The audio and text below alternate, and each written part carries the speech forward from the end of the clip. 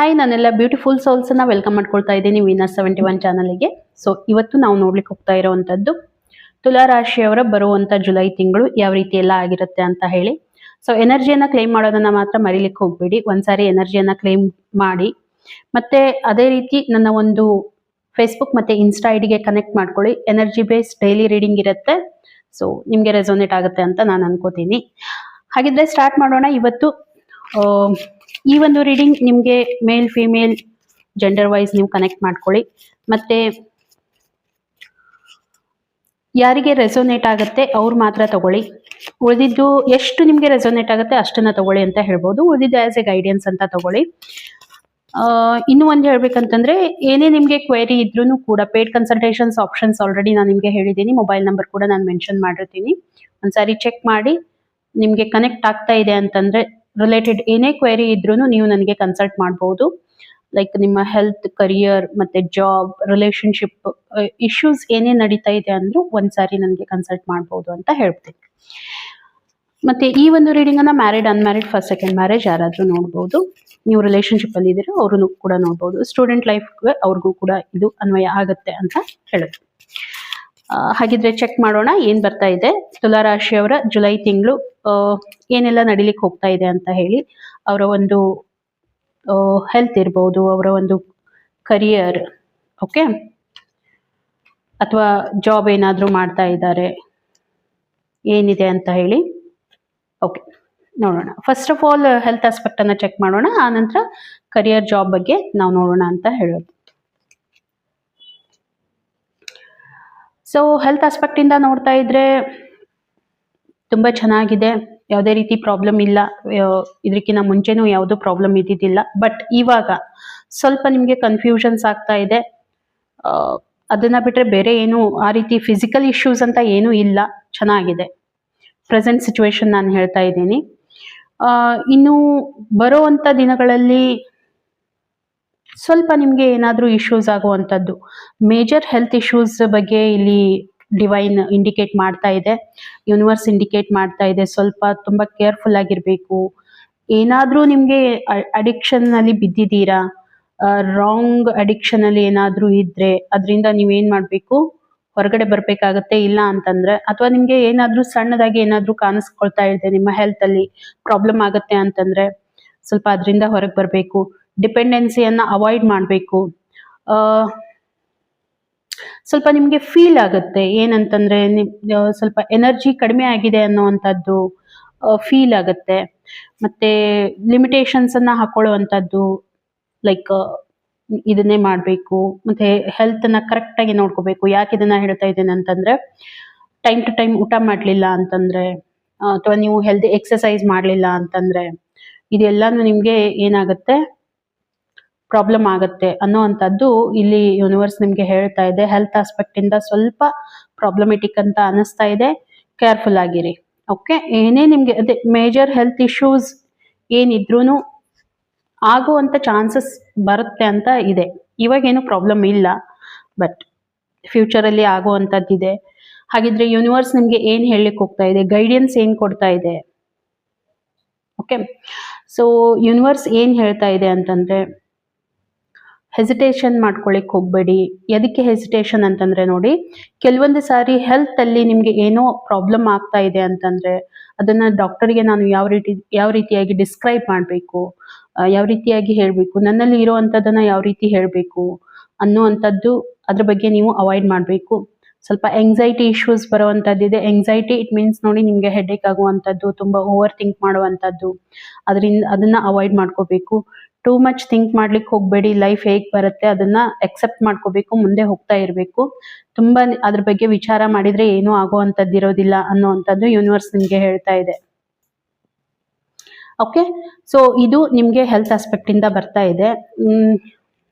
ಸ್ವಲ್ಪ ಕೇರ್ಫುಲ್ ಆಗಿರಿ ಅಷ್ಟೇ. ಇನ್ನು ನಿಮ್ಮ ಒಂದು ಕರಿಯರ್ ಲೈಫ್ ಅನ್ನ ನೋಡೋಣ ಏನ್ ಬರ್ತಾ ಇದೆ ಅಂತ ಹೇಳಿ.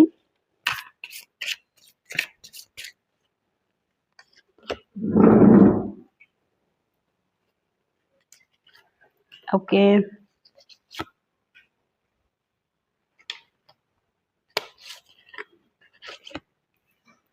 Thank you universe. Okay, career ಲೈಫಲ್ಲಿ ಮುಂಚೆ ಸ್ವಲ್ಪ ಲಾಸ್ನ ಅನುಭವಿಸಿದ್ದೀರಾ, ಫೈನಾನ್ಷಿಯಲಿ ಲಾಸನ್ನು ಅನುಭವಿಸಿದ್ದೀರಾ ಅನ್ನುವಂಥದ್ದು ನನಗೆ ಕಾಣಿಸ್ತಾ ಇದೆ. ರಿಸಲ್ಟ್ ಸಿಕ್ಕಿಲ್ಲ, ನಿಮಗೆ ಎಫರ್ಟ್ ಹಾಕಿದ್ದೀರಾ ಬಟ್ ರಿಸಲ್ಟ್ ಸಿಕ್ಕಿಲ್ಲ ಇದಕ್ಕಿಂತ ಹಿಂದೆ. ಇವಾಗಲೂ ಕೂಡ ಕರಿಯರಲ್ಲಿ ತುಂಬ ನಿಮಗೆ ಕನ್ಫ್ಯೂಷನ್ ಇರುವಂಥದ್ದು, ಎಫರ್ಟ್ ಹಾಕ್ತಾ ಇದ್ದೀರಾ ಬಟ್ ನೀವು ಅನ್ಕೊಂಡಷ್ಟು ರಿಸಲ್ಟ್ ಬರ್ತಾ ಇಲ್ಲ. ಆಪ್ಷನ್ಸ್ ಬೇರೆ ಬೇರೆ ಇದೆ, ಅದೇ ನಿಮಗೆ ತುಂಬ ಕನ್ಫ್ಯೂಷನ್ ಆಗ್ತಾ ಇದೆ.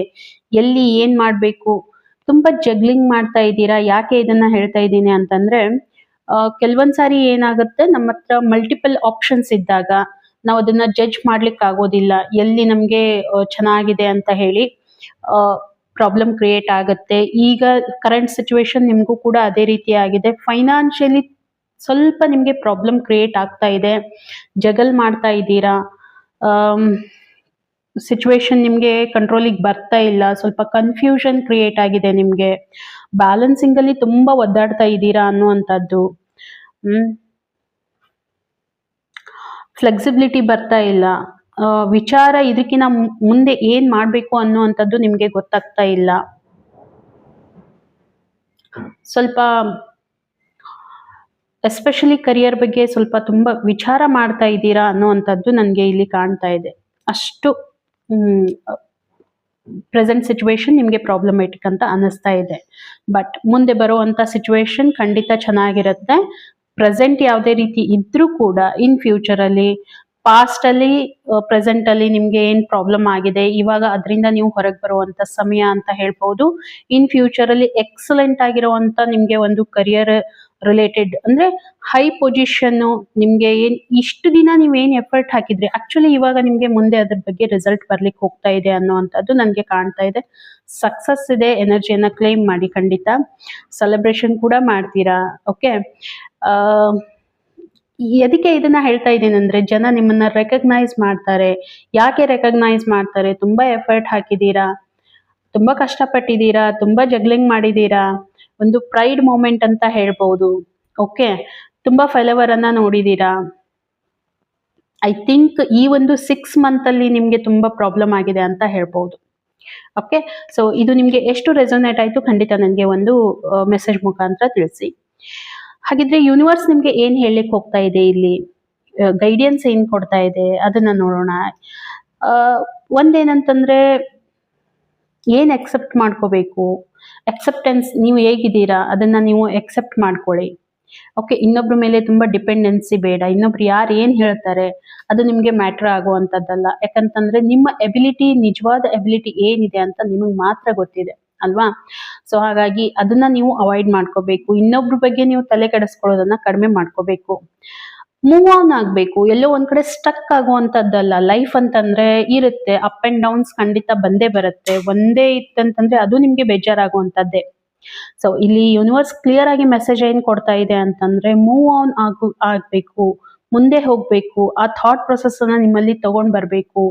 ಎಲ್ಲೋ ಒಂದ್ ಕಡೆ ಯಾರೋ ಏನೋ ಹೇಳಿದ್ರು, ಯಾರೋ ಏನೋ ಮಾತಾಡಿದ್ರು ಅಂತ ನಿಮ್ ಮನ್ಸಿಗೆ ನೀವು ನೋವು ಮಾಡ್ಕೊಂಡು ನೀವೇನಾದ್ರೂ ಅಲ್ಲಿ ಸ್ಟಕ್ ಆದ್ರೆ ನಿಮ್ಮ ಕರಿಯರ್ಗೆ ನೀವೇ ಏನಂತಂದ್ರೆ ಲಾಸ್ ಮಾಡ್ಕೊಳ್ತಾ ಇದ್ದೀರಾ. ಇನ್ನೊಬ್ರಿಗೆ ಏನೂ ಆಗೋದಿಲ್ಲ ಅದರಿಂದಾಗಿ, ಹೌದಾ.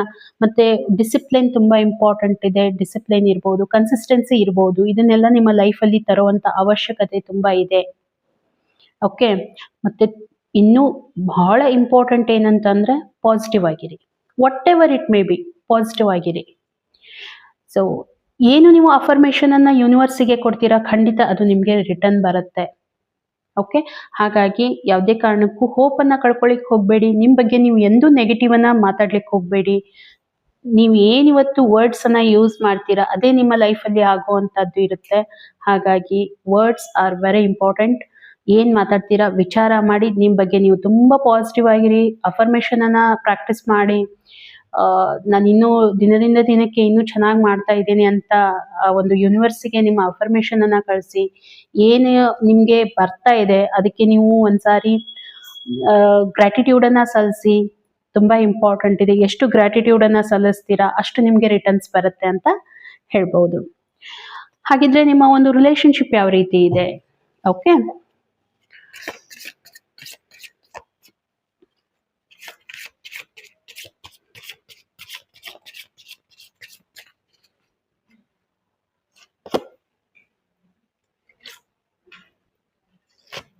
Okay, thank you universe. Okay, so first of all relationship ಬಗ್ಗೆ ಹೇಳಬೇಕು ಅಂತಂದರೆ, ಇದಕ್ಕಿಂತ ಮುಂಚೆ ಪಾಸ್ಟಲ್ಲಿ ಸ್ವಲ್ಪ ರಿಲೇಷನ್ಶಿಪ್ ಇಶ್ಯೂಸನ್ನು ನೀವು ಮಾಡಿದ್ದೀರಾ. ಯಾಕೆ ಇದನ್ನು ಹೇಳ್ತಾ ಇದ್ದೀನಿ ಅರ್ಥ ಮಾಡ್ಕೊಳ್ಳಿ. ಎಷ್ಟು ನೀವು ಡೆಸ್ಪ್ರೇಟ್ ಆಗಿದ್ದೀರಾ ಅಂತಂದರೆ, ಓವರ್ ಥಿಂಕ್ ನೀವು ನಿಮ್ಮ ಕಡೆಯಿಂದ ಮಾಡ್ಕೊಂಡಿದ್ದೀರಾ ಅಂತಂದರೆ, ಈ ಯಾರು ನನ್ನನ್ನು ಅರ್ಥ ಮಾಡ್ಕೊಳ್ತಾ ಇಲ್ಲ, ಎಲ್ಲಾದರೂ ಹೋಗ್ಬಿಡ್ಬೇಕು, ನಾನು ತುಂಬ ಅಲೋನ್ ಆಗಿದ್ದೀನಿ ಅನ್ನೋವಂಥ ಫೀಲಿಂಗ್ ನಿಮಗೆ ಖಂಡಿತ ಬಂದಿರುತ್ತೆ. ಓಕೆ, ನೀವು ಅಂದ್ಕೊಂಡಿರೋ ಅಷ್ಟೇನು ಬ್ಯಾಡ್ ಸಿಚುವೇಶನ್ ಅಂತ ಇರೋದಿಲ್ಲ. ಆದರೆ ಇಲ್ಲಿ ನೀವು ಆ ರೀತಿ ಥಿಂಕ್ ಮಾಡ್ತೀರಾ, ಓವರ್ ಆಗಿ ಥಿಂಕ್ ಮಾಡ್ತೀರಾ. ಹಾಗಾಗಿ ನಿಮಗೆ ಏನು ಪ್ರಾಬ್ಲಮ್ ಆಗ್ತಾ ಇದೆ, ಅದರಿಂದಾಗಿ ಬಿಟ್ಬಿಡ್ಬೇಕು, ಎಲ್ಲಾನು ಬಿಟ್ಟು ಎಲ್ಲಾದರೂ ಹೋಗ್ಬಿಡ್ಬೇಕು, ಈ ರೀತಿ ನಿಮಗೆ ಪ್ರಾಬ್ಲಮ್ ಆಗ್ತಾ ಇತ್ತು.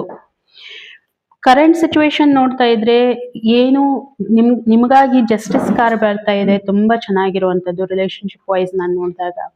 ಯಾಕೆ ಇದನ್ನ ಹೇಳ್ತಾ ಇದ್ದೇನೆ ಅಂತಂದ್ರೆ, ರಿಲೇಶನ್ಶಿಪ್ ಅಲ್ಲಿ ನೀವೇನು ಕಷ್ಟಪಟ್ಟಿದ್ದೀರಾ, ನಿಮ್ಗೆ ಜಸ್ಟಿಸ್ ಬರ್ಲಿಕ್ಕೆ ಹೋಗ್ತಾ ಇದೆ.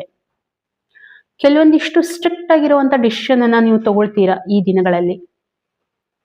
ನಿಮ್ಮ ಮ್ಯಾರೇಜ್ ಬಗ್ಗೆ ಇರ್ಬೋದು, ಡಿವೋರ್ಸ್ ಮಾಡ್ತಾ ಇದ್ದೀರಾ ಅದ್ರ ಬಗ್ಗೆ ಇರ್ಬೋದು, ಸ್ಟೇಬಲ್ ರಿಲೇಶನ್ಶಿಪ್ ಬರ್ಲಿಕ್ಕೆ ಹೋಗ್ತಾ ಇದೆ. ಓಕೆ, ಒಂದು ಅಂಡರ್ಸ್ಟ್ಯಾಂಡಿಂಗ್ ಬರ್ಲಿಕ್ಕೆ ಹೋಗ್ತಾ ಇದೆ. ಬಟ್ ಇನ್ನೂ ಒಂದು ಇಂಪಾರ್ಟೆಂಟ್ ಏನಂದ್ರೆ, ಜಸ್ಟಿಸ್ ಬರ್ಲಿಕ್ಕೆ ಹೋಗ್ತಾ ಇದೆ. ಯಾಕೆ ಇದನ್ನ ಪದೇ ಪದೇ ಹೇಳ್ತಾ ಇದ್ದೀನಿ ಅರ್ಥ ಮಾಡ್ಕೊಳ್ಳಿ. ಜಸ್ಟಿಸ್ ಇಟ್ ಮೀನ್ಸ್ ವಾಟ್, ನೀವೇನು ಸಫರ್ ಆಗಿದ್ದೀರಾ, ನೀವು ಮನಸ್ಸಿಂದ ಏನು ಸಫರ್ ಆಗಿದ್ದೀರಾ, ಅದಕ್ಕೆ ನಿಮ್ಗೆ ಏನಾಗುತ್ತೆ, ಯೂನಿವರ್ಸ್ ನೀವೇನು ಮಾಡುವಂತ ಅವಶ್ಯಕತೆ ಇಲ್ಲ.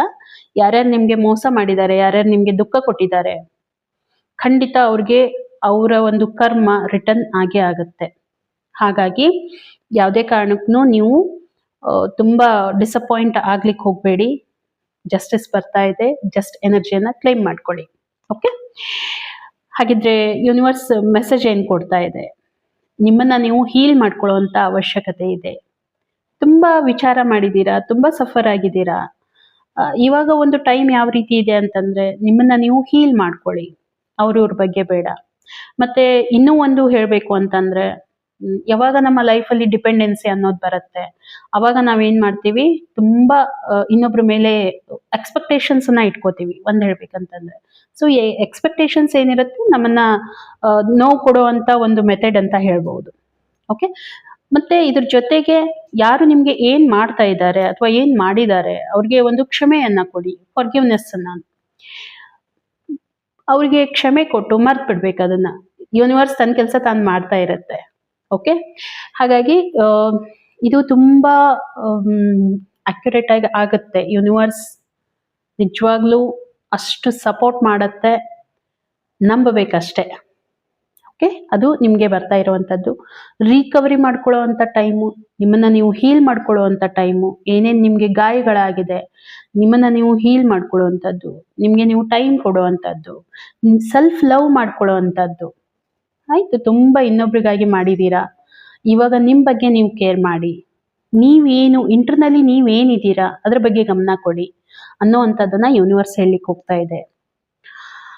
ಮತ್ತೆ ಎಮೋಷನ್ಸ್ ಅನ್ನ ಏನಿದೆ, ತುಂಬಾ ಒಂದು ಎಮೋಷನ್ಸ್ ಎಷ್ಟು ನೀವು ಹಿಡಿದಿಟ್ಕೊಳ್ತಾ ಇದ್ದೀರಾ ಅದನ್ನ ಎಕ್ಸ್ಪ್ರೆಸಿವ್ ಮಾಡ್ಕೊಳ್ಳಿ, ಅದನ್ನ ಹೇಳ್ಕೊಳ್ಳಿ. ಕೆಲವೊಂದು ಸಾರಿ ನಮ್ಮ ಎಮೋಷನ್ಸೇ ನಮಗೆ ಏನಾಗುತ್ತೆ, ಹಿಟ್ ಮಾಡ್ತಾ ಇರುತ್ತೆ, ಪ್ರಾಬ್ಲಮ್ ಮಾಡ್ತಾ ಇರುತ್ತೆ. ಓಕೆ, ಹಾಗಾಗಿ ಸೊ ರೀಡಿಂಗ್ ನಿಮಗೆ ಐ ಹೋಪ್ ಕನೆಕ್ಟ್ ಆಗಿದೆ ಅಂತ ಅನ್ಕೋತೀನಿ. ಸೊ ಕನೆಕ್ಟ್ ಆಗಿತ್ತು ಅಂತಂದ್ರೆ ಒಂದು ಲೈಕ್ ಕೊಡಿ, ಬರಲಿಕ್ಕೆ ಹೋಗ್ಬೇಡಿ. ಹಾಗೆ ಪೇಯ್ಡ್ ಕನ್ಸಲ್ಟೇಷನ್ಸ್ ಆಪ್ಷನ್ ಆಲ್ರೆಡಿ ನಾನು ನಿಮಗೆ ಹೇಳಿದ್ದೀನಿ, ಅದನ್ನ ಕೂಡ ಚೆಕ್ಔಟ್ ಮಾಡಿ. ಹಾಗಿದ್ರೆ ಸಿಗೋಣ ಇನ್ನೊಂದು ವಿಡಿಯೋದಲ್ಲಿ. ಅಲ್ಲಿವರೆಗೂ ಎಲ್ರಿಗೂ ಥ್ಯಾಂಕ್ ಯು.